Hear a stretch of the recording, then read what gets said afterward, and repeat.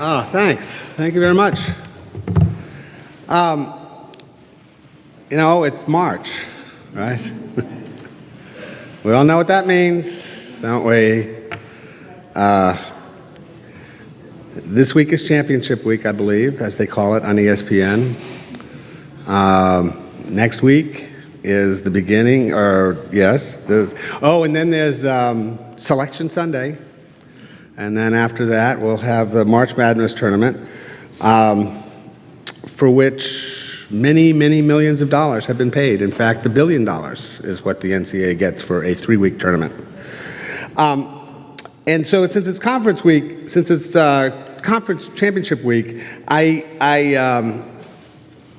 took a moment recently to look up how much money the conferences made last year.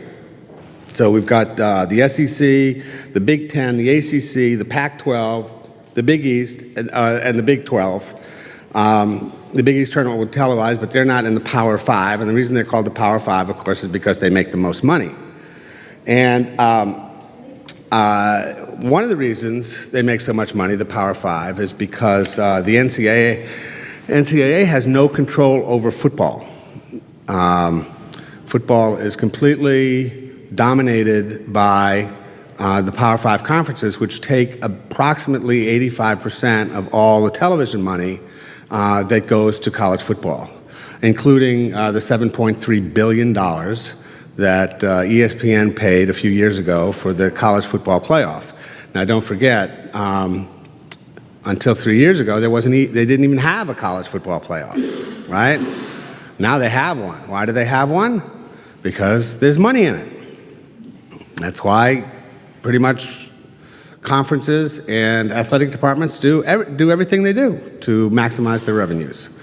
So anyway, I looked it up, and number one is the SEC. Not a big surprise because it's such the great football conference. They took in $639 million. $639 million for 14 schools. That's a lot of money for athletics. The poorest of them, the one that had the least, was the Big 12, which of course doesn't have 12 teams, and they took in $268 million. $268 million is all they took in. And it's so low, it's so pathetic, that there's fear that the Big 12 will not exist in a few years because Texas and Oklahoma will split, because who wants to be consigned to $268 million when you could be getting $639 million? I mean, right? We've already had Texas A&M go to the SEC, so Texas doesn't play Texas A&M anymore. Missouri doesn't play Kansas anymore because there's money. Anyway, back to March Madness. I don't know if you've ever been to a Final Four or a tournament game, but when you watch it on television, you see the official car of the NCAA, the official beer. Oh no, they don't do beer. They used to do the official daily fantasy team of NCAA, but they don't do that anymore either. But anyway, the official soft drink, the official coffee, the official list. So if you're at a game, there's a table. There's a little table, smaller than that, but in front of every entrance into the seats. And the reason that table is there is because any product that you're going to walk into the stadium that's not an official sponsor of the NCAA, they take it away because you can't bring it out. You're only allowed to bring out official NCAA sponsored goods. Not making this up. Anyway, this year, the Big Ten decided that they would also have a slogan with the word March in it. And their slogan was going to be, and it might still be, I'm not sure, March is on. That's their slogan, March is on. So maybe not as good as March Madness, but March is on. Now, the Big Ten, the NCAA actually evolved out of the Big Ten, which we'll get to shortly, but how did the NCAA react to somebody else using the word March in the month of March? to describe a basketball tournament taking place in March? Well, the answer is that they went to the trademark office to try and prevent the Big Ten from being able to use the phrase. Yes. These are, of course, nonprofit organizations utterly dedicated to the proposition that athletics is an amateur activity and that the key goal of the entire enterprise is to ensure that the student athlete receives the education they deserve. This is the subtext, I would say, that underlies the book I wrote with Ben Strauss called Indentured. You know, college sports isn't just a business, it's a huge business, it's a multi-billion-dollar business. Coaches make millions of dollars. Nick Saban makes $9 million at Alabama. Jim Harbaugh makes $7 million at Michigan. Mike Krzyzewski makes $10 million at Duke. And we've gotten to the point where assistant coaches make $1.5 million. Strength coaches make $800,000. They build $25 million indoor practice facilities at the drop of a hat. I don't know if you've ever seen it. It's actually worth going to YouTube and looking this up. Look up Oregon's, University of Oregon's indoor facility. It is, I would say, it ranks with the Taj Mahal as one of the 8 wonders of the world. It didn't cost $25 million. I believe it cost, you know, $100+ million, and it was all paid for by Phil Knight, who, of course, is the founder and former CEO of Nike. These guys, they have so much money they don't know what to do with it all. Georgia, it was recently reported, has a kitty, like money that they haven't spent, the athletic department hasn't spent, $77 million. Just in case, you know. $32 million of that is actually set aside in case the day ever comes that they have to pay the players.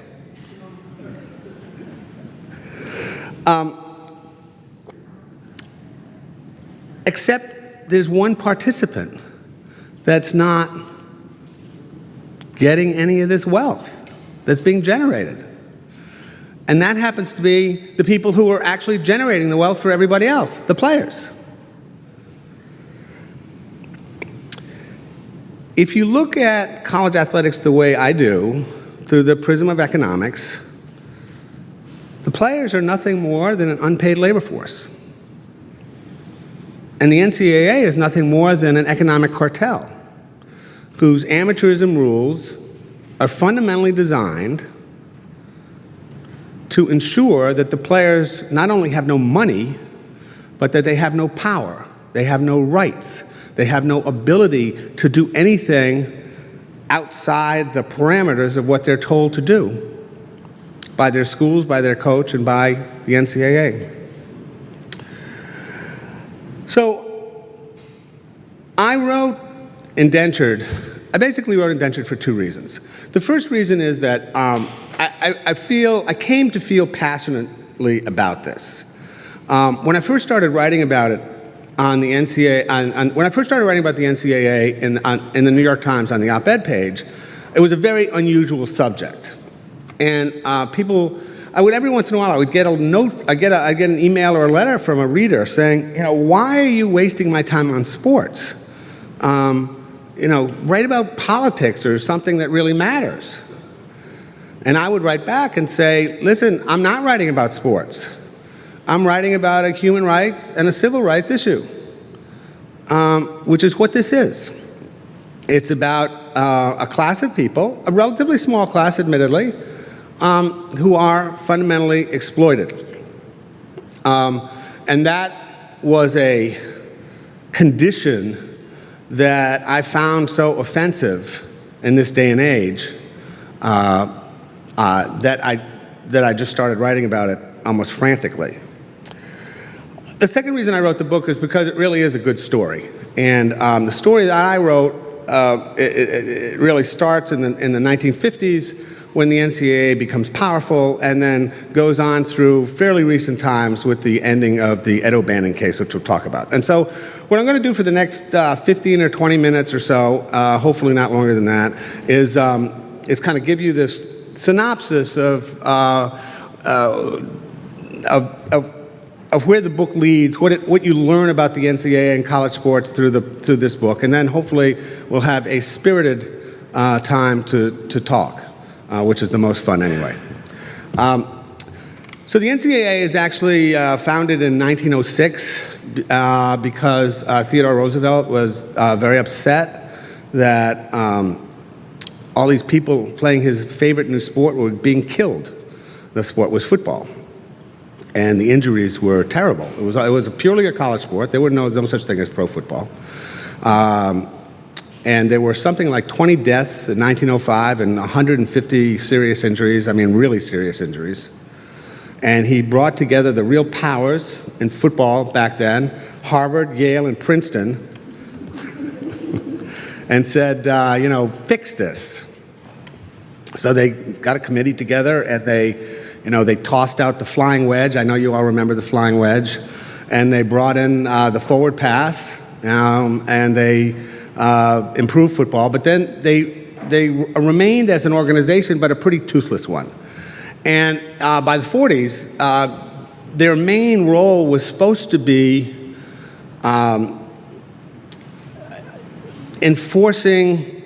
trying to stop cheating. Because, frankly, for as long as there's been college sports cheating. All the things that they do today, boosters, money under the table. They don't have ringers today. Well, I guess they do have ringers today when you think about it. But they'd have ringers, and so. But the NCAA had no power, and it was toothless. And so they would put up some rules, and the rules would get ignored, and so on and so forth. So in 1952, a 29-year-old former sports writer named Walter Byers became the president of the NCAA, and he literally within 2 years he changed everything.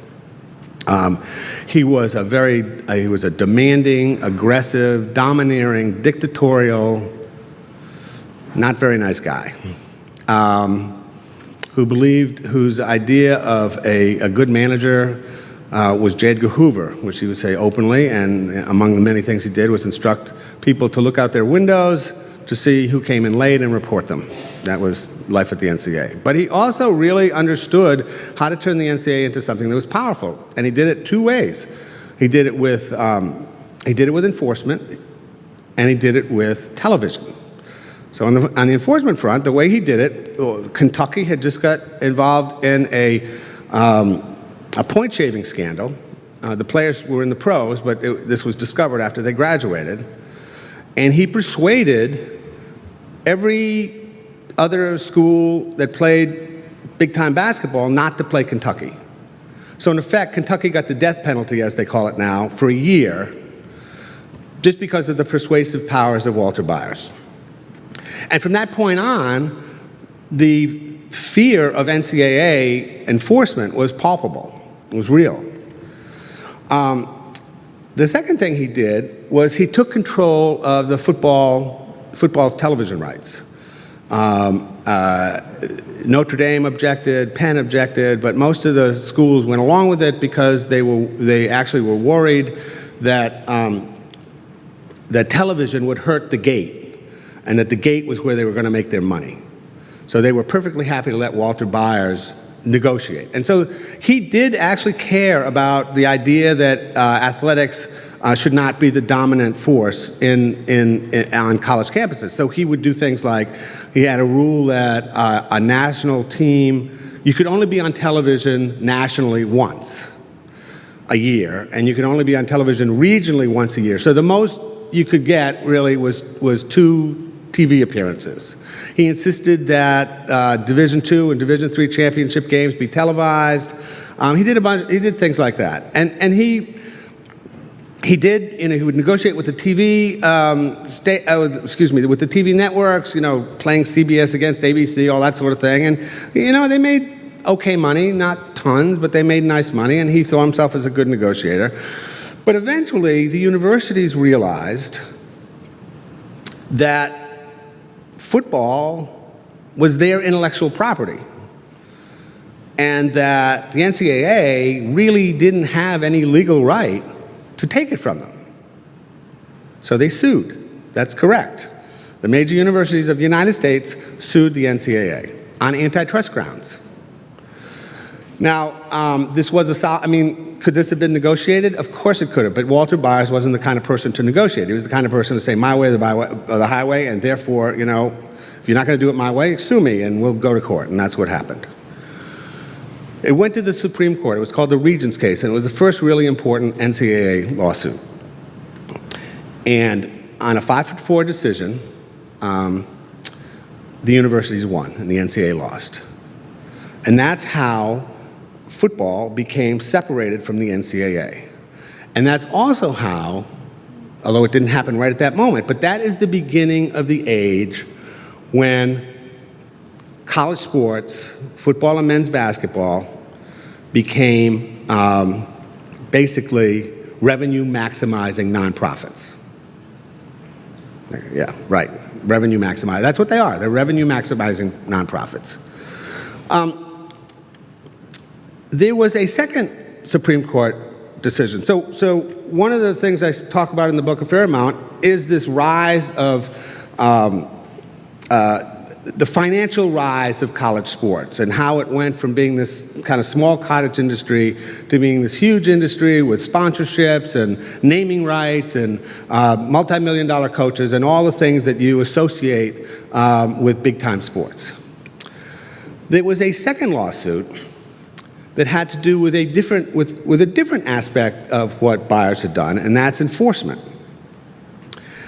Anybody remember Jerry Tarkanian? Anybody think he's a bad guy? Go ahead. Anyway, Jerry Tarkanian, as we all know, was the coach at the University of Nevada, Las Vegas, and he got in trouble with the NCAA, and let me tell you how the trouble started, because this tells you something about how they operated. He wrote an article for a Long Beach, when he was the coach at Long Beach State, he wrote an article for the Long Beach paper basically complaining that the NCAA went after the little guy and left the big guy alone. Of course, years later, this led to one of his most famous lines, probably his most famous line: the NCAA is so mad at Kentucky, they're going to give Cleveland State 2 more years probation.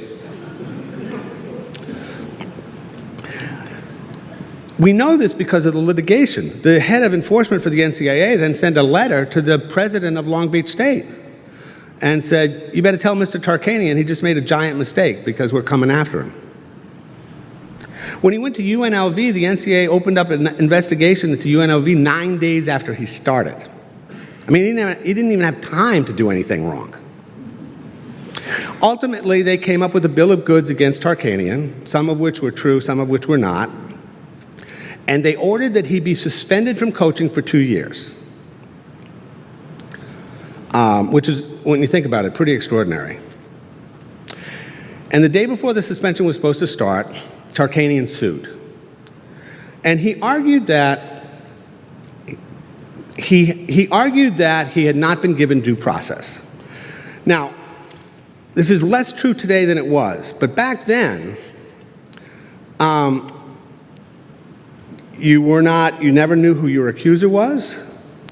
You could have a lawyer, but the lawyer really couldn't do anything because they couldn't ask any questions. They couldn't cross-examine. It was just you against the enforcement staff and then ultimately the Committee on Infractions.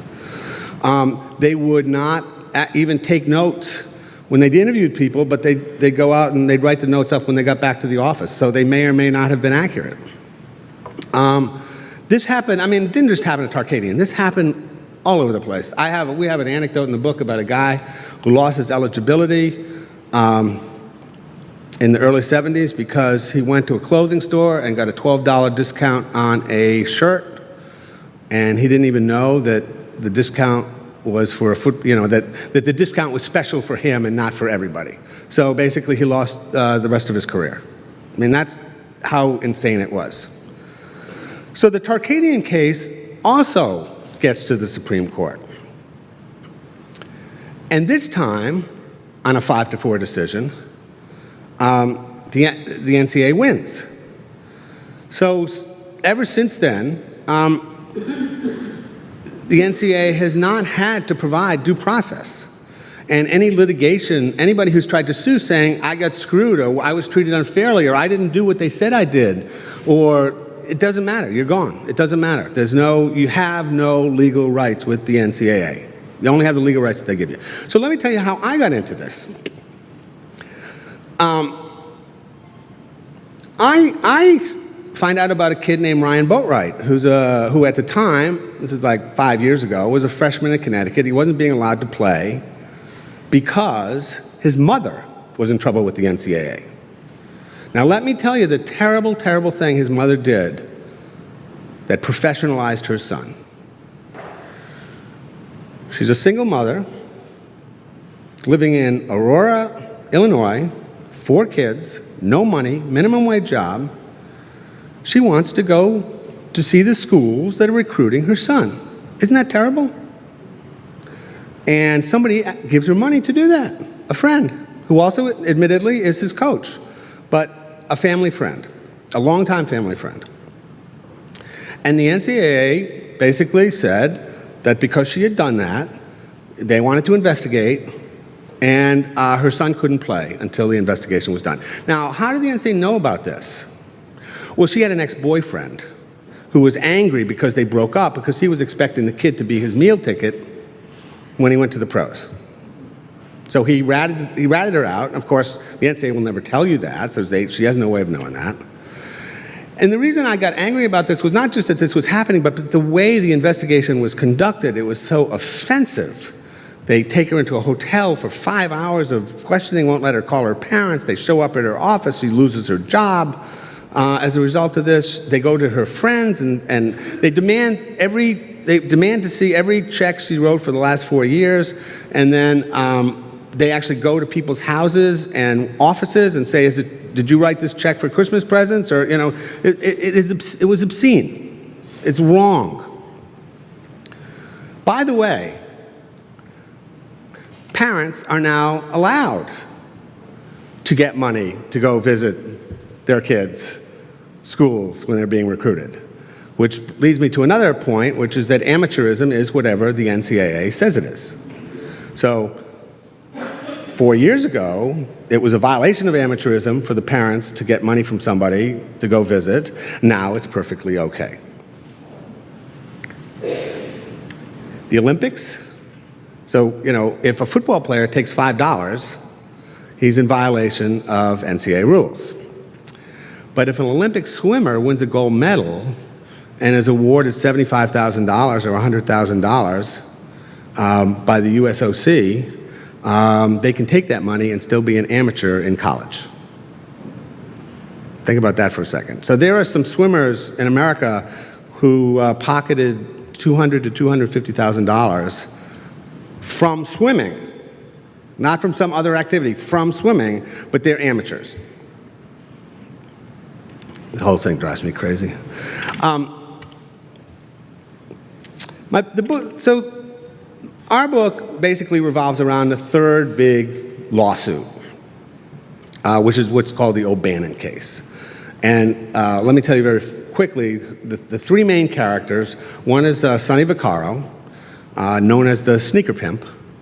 And they call him that because he's the person who invented the shoe contract. That's the deal where you pay the coach to have the players on his team wear your sneakers. He invented that. And of course, now today is a classic example of how the world has changed. You don't go to the coach anymore. You don't go to the coach. You go to the university and you cut a 10-year deal to clothe and shoe every player on every team, and you pay $250 million if it's the University of Texas, where Under Armour and Nike just had a fight over who was going to retain the rights. So Sonny Vaccaro really spent most of his career around young black athletes, mostly in high school, because he ran a couple of high school tournaments. And he was, he had his own issues doing what he did, but he was offended by the NCAA, and he decided at a certain point that he would quit his job, which he did, and devote his time to fighting the NCAA. And that's what he did, although there wasn't much he could do. He would make speeches at colleges, and that was about it. The second character is a guy named Ramogi Huma, who was a UCLA football player, and he got interested in this set of issues because one of his teammates happened to say on the radio that he went to bed hungry a lot because of NCAA rules. Yeah, and somebody put an anonymous bag of food on his doorstep, and he took it and ate it, and the NCAA found out, and they suspended him for a game for eating. The eating rules changed a couple of years ago. The rule used to be that you couldn't take food from the cafeteria to your room if you were an athlete. I know, it's insane. And that was changed a couple of years ago when Shabazz Napier at UConn happened to say during the Final Four that he often went to bed hungry for the same reason. And the rule was changed in 2 weeks. So now athletes can take food to their room. There used to be a rule, Mark Emmert, the head of the NCAA, used to actually make fun of this to show the kind of changes he was trying to make. There used to be a rule that if you had a bagel, it was not against the rules, but if you put cream cheese on it, it was against the rules. And then they changed it so that if you have a bagel with cream cheese, that's not against the rules. But if you put a fried egg on it, that is still against the rules.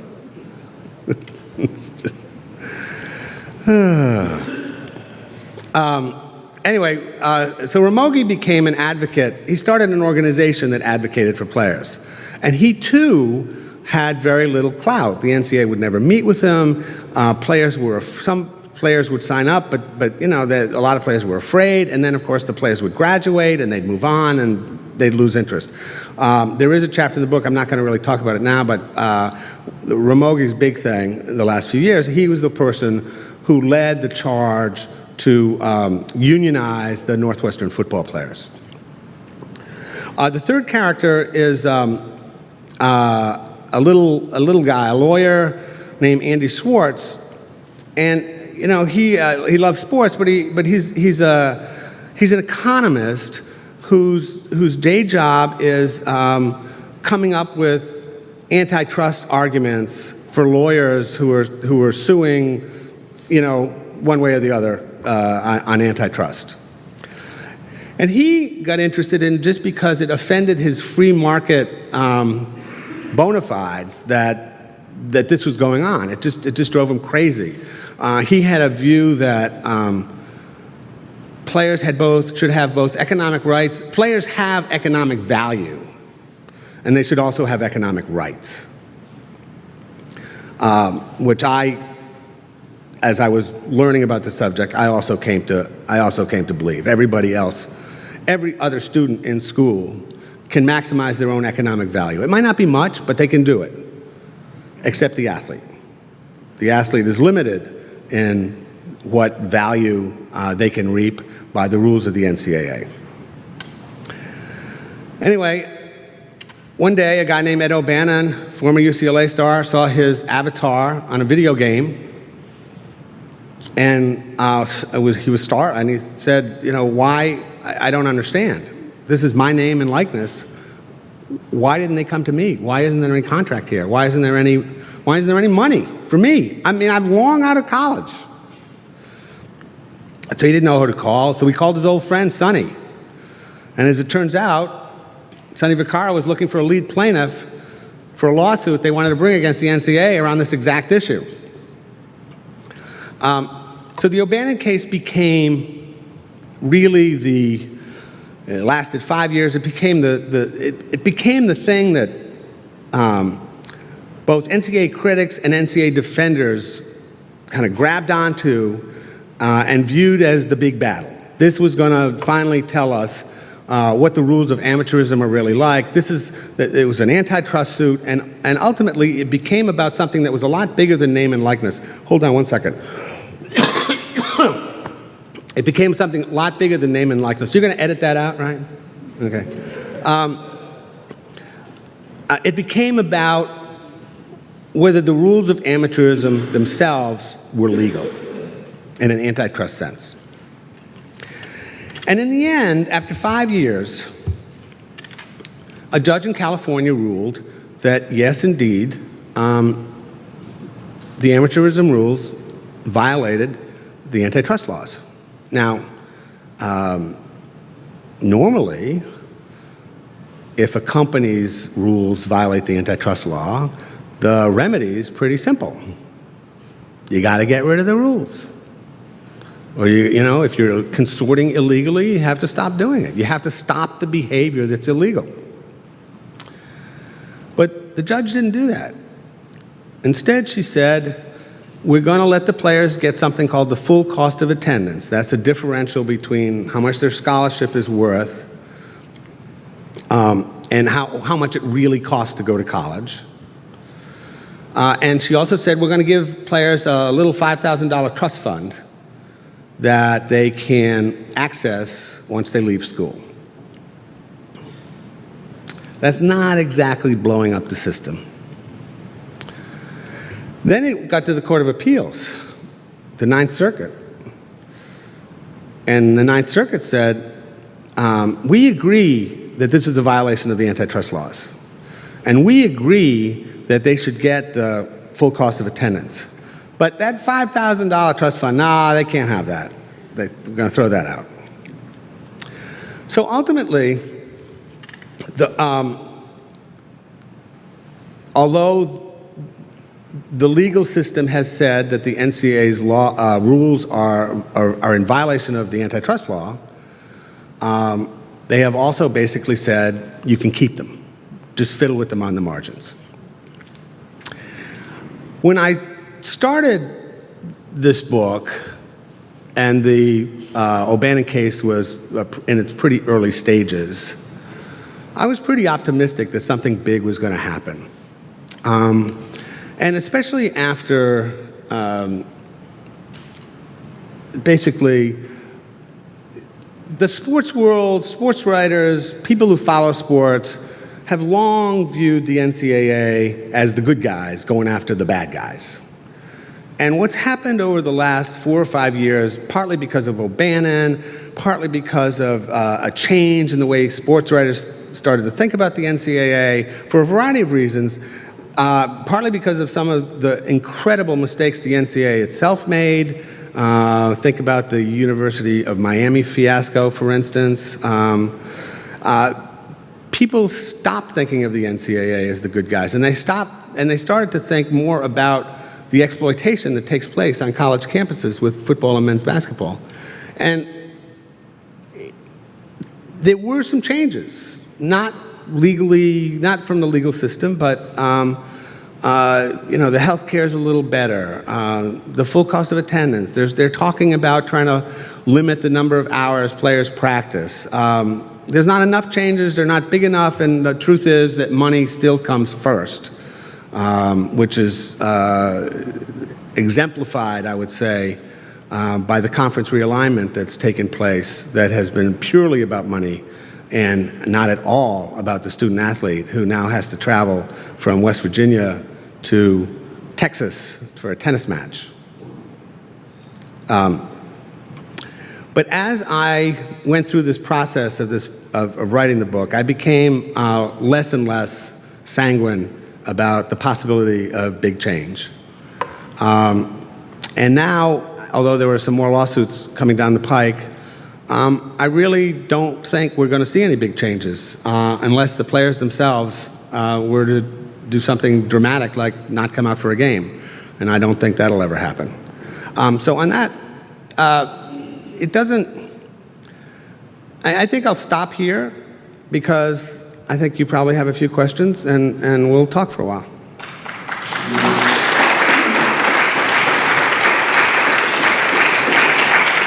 All right. Got questions? Please wait for the microphone to come at you there. Well, it's right behind you. Well, first off, I had one question, but because you talked about Clark, I've got to say, he spoke here at the Downtown Tip-Off Club a few years ago. He mentioned Sam Gilbert in his time at UCLA. Could you comment on that? And then the second question, I got to tour the Ralph Engelstad Arena at the University of North Dakota last August. And during the tour, the woman who was leading the tour said, these athletes, the hockey players, can do everything but sleep here. They can even watch classes and participate in their classes without actually having to interact with the students. How do you think the college experience has been by the segregation of the athlete? What was your first question again? About Sam Gilbert. Oh yeah, okay. So I was in Newport Beach this weekend, giving essentially this talk, and I said I forgot that I was in California for a minute. And I said, well, you know what the dirtiest program in the history of college sports is, don't you? And I said UCLA, the golden years, and there was this horrified gasp in the audience. But Sam Gilbert was a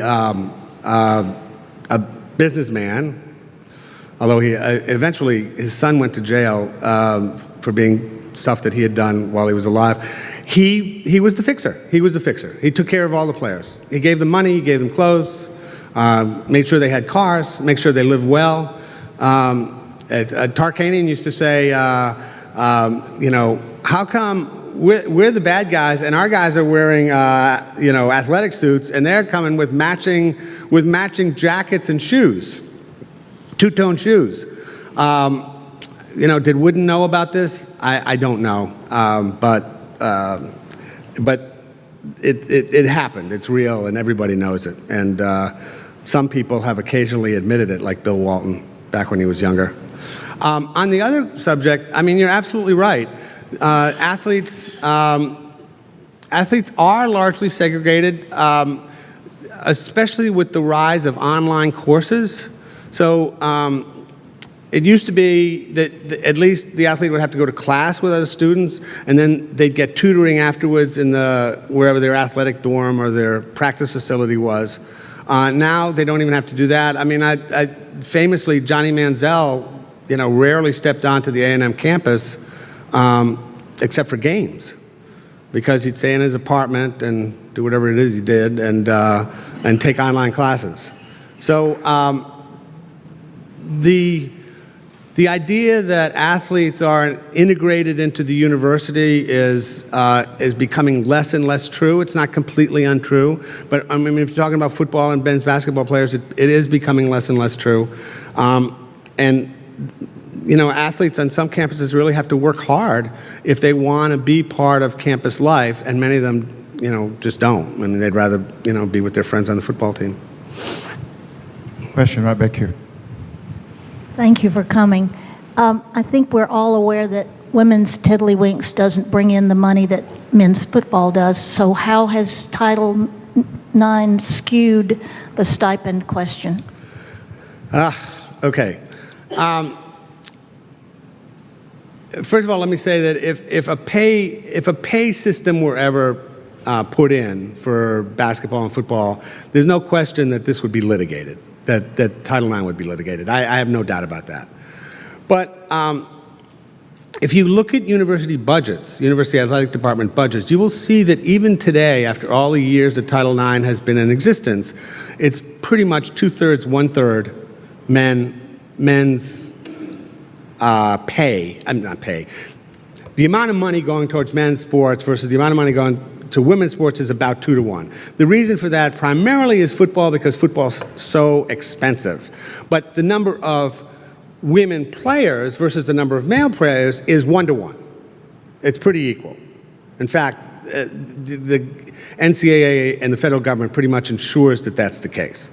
So the law doesn't really say anything about financial gain or pay. The law basically says women should have the same opportunities as the men. And I think my second part of the answer is that, I believe that all the athletes on the campus should be able to reap their own economic value. What is the economic value of a women's field hockey player? 0. No, the women's field hockey team is never going to make a penny for the university. The men's football and basketball team, let's be honest here, the reason they're on the university campus is to make money for the university. That's their job. That comes way before going to class, and everybody knows it. So, I think they should be viewed as employees, frankly. That doesn't mean they can't be students. I think they should be viewed as employees and put thought of in a different category, and then I think they should be compensated because they have an economic value that goes beyond the scholarship and the second-rate education they get as a result of that scholarship. Well, there's a good answer. All right. Alex, right back here. Thank you for coming. We appreciate having you here today. A question I have for you is, in the future, 10 years, 20 years from now, what do you suppose, or what does stop 4 or 5 teams from each of the power conferences to simply cut the NCAA out altogether and just form a super conference, generate their own TV contracts, generate their own revenue, pay players, all of that? Because with the over time, as the NCAA becomes more toothless or becomes kind of more cynically dealt with, do you think that's inevitable for the money-making institutions to just get together? No, I don't think it's inevitable at all. The conferences like the system the way it is. The NCAA is useful to them. Number one, they enforce rules, so the conferences don't have to set their own rules of engagement. The NCAA does a really good job of running championships, so they don't have to worry about that. March Madness is one of the great marketing tools, and so they don't really want to opt out of that. But also, I said it's a cartel. Well, the conferences are the beneficiaries of that cartel. Jim Delaney at the Big Ten, he doesn't want to pay the players. He just has, that doesn't help him at all. He's trying to maximize revenue for the Big Ten. So, for them to do this, and the other thing that happened is 2 or 3 years ago, the Power Five conferences all made noises, veiled but obvious noises about leaving the NCAA if they didn't get more quote-unquote autonomy to set their own rules. And what happened? What happened was they got more autonomy. I mean, everybody was scared, and even the Division III schools that really don't like the Power Five and don't like their rules were afraid to vote against this, because if they did, they were worried that Michigan and Notre Dame and Alabama would leave, and that would be a problem. So I think the NCAA is here to stay. I don't think it's going anywhere. The athletics directors have just formed a lobby group and hire lobbyists. So, I do think that if we were to get to the point where some lawsuit or something happened that caused the players to be in the position to be paid, they would go to Congress and get an antitrust exemption. Got a question right here. Do you have a proposed pay plan in mind? Like, oftentimes the argument is that these athletes are getting the assistance of coaches, trainers, uniforms, medicine, whatever. Do you have a pay scale, like the highest scoring athletes are going to get paid the most? And how much do you think they should be paid? Okay. I'm going to give you 2 answers. When I first started writing about this, I actually came up with a salary cap idea that would give everybody a minimum of like $25,000. So it's not a lot, but they're not in the poorhouse. Yeah. And that you'd have enough left over so that you could use money to attract a halfback or to a star player. So the star player would get 40 or 50 or 60. Now, I know that's a horrifying thought for many people, but my view is, it's a more, for reviewers, first of all, how many people go to use, for how many people is money part of the equation of where they go to college? A lot. Why should it be different for athletes? And secondly, using money is in some ways a more honest expression than, some coaches sweet talking you. And if you had money on the table, you'd have a contract. And maybe you could get rid of the one and dones, because the contract would say, you have to stay for 3 years. Otherwise, we'll claw back some of this money. So, now the problem with the salary cap is that it's not legal unless there's an arm's length negotiation with somebody like the Major League Players Association, and there is no Players Association for college players. So the other answer to your question is this. Yes, they get medical attention, they get, tuition free, you're right, they get coaching, all of that is true. So how much is that worth? I don't know, let's say $100,000 a year, let's just say. Is the Alabama quarterback worth $100,000 or $200,000? Who knows? I mean, they have a right to see, this gets back to my core idea. They have a right to their economic value, just like everybody else in society. And, the minute you start saying, well, they get this, this, and this, then what you're also saying is then they get this, this, this, and no more because we've decided that, even though maybe he would get more, maybe he'd get less if there was if we did it through economics.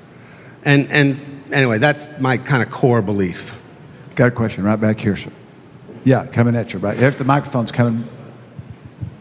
Okay, you talked about enforcement a little bit, and what came to my mind was the case at Louisville and North Carolina Chapel Hill. Why has it taken so long to resolve that issue? Which one? Both. Yeah. Well, I think that in the North Carolina case, I think it's because they really didn't want to deal with it, and they were kind of backed in a corner, and they still don't know quite what to do about it. North Carolina, this is really quite unusual.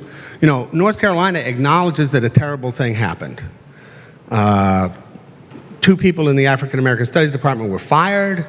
Another woman who was a professor of ethics was fired also for the help that the illegal, improper help she gave women's basketball players. But the NCAA doesn't really know what to do about it because, see,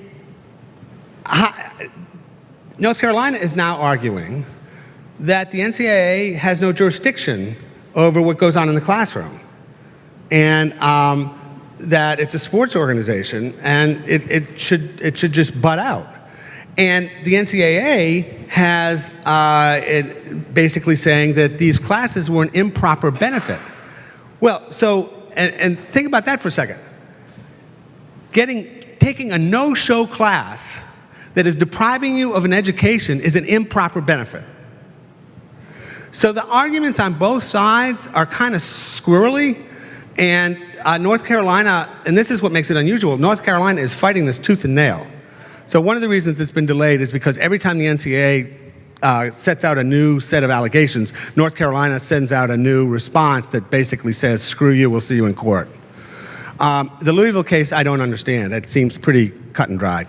I don't understand why that's happening at all. Maybe they're trying to protect Patino. I don't know. I know we got a lot of questions. We got more, but okay, all right. I'm not going anywhere.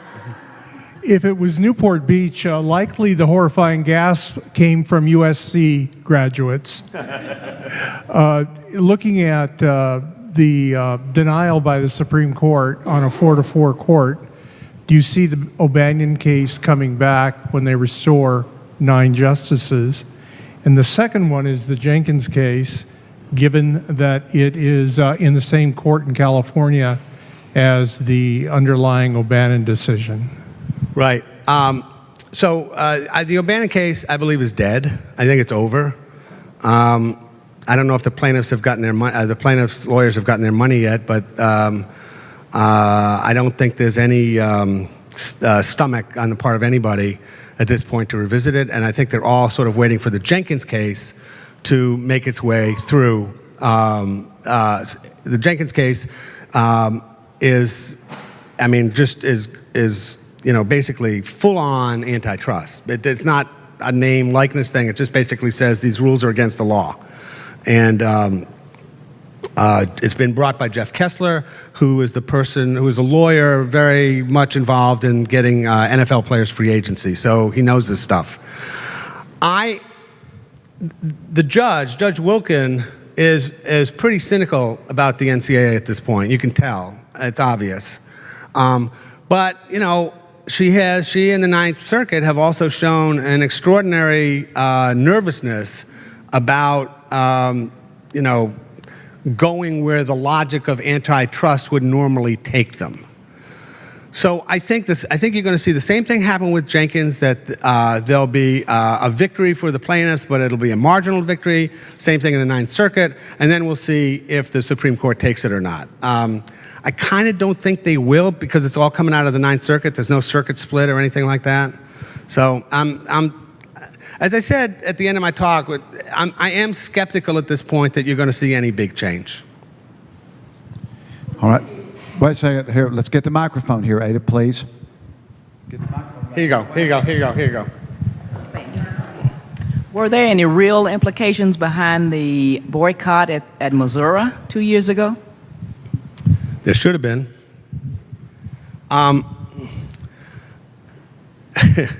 Some legislators filed a bill basically saying anybody who does that in the future will lose their scholarship, but it didn't pass. I think the Missouri thing was a real wake-up call for athletes, especially football and basketball players, to kind of give them a sense of how much power they really have. And, you know, the president resigned 36 hours after they said they were going to boycott. I think that, but I think the players remain fearful of advocating for themselves, except in a very rare situation like the kid in Wisconsin. Nigel Hayes, is that his name? Yeah, he's wonderful. It's one thing. It's like if you propose a boycott for a social justice reason, like, nobody's going to have the nerve to tell you that you're doing a terrible thing. All your coach is going to support you, which just happened in Missouri. And Mark Emmert at the NCAA is going to support, and they're all going to say this is what students should do, and, you know, yada, yada. But if they advocate for themselves, then suddenly they're selfish, they're hurting the school. I'm not going to say a lot about the Northwestern case, but I will say this. After they filed the request to form a union, enormous pressure was put on those players from the university, from their coach, who made it sound like a personal affront that they would do this to him, and from the Alumni Association, which told them, the alumni, that they were told very specifically that if the union went through, none of the players on that team could ever count on the alumni network to help them get a job. So, you know, although the Missouri case showed the players something, the fear of taking on the system for themselves is still not there. Let's thank Joe for being with us.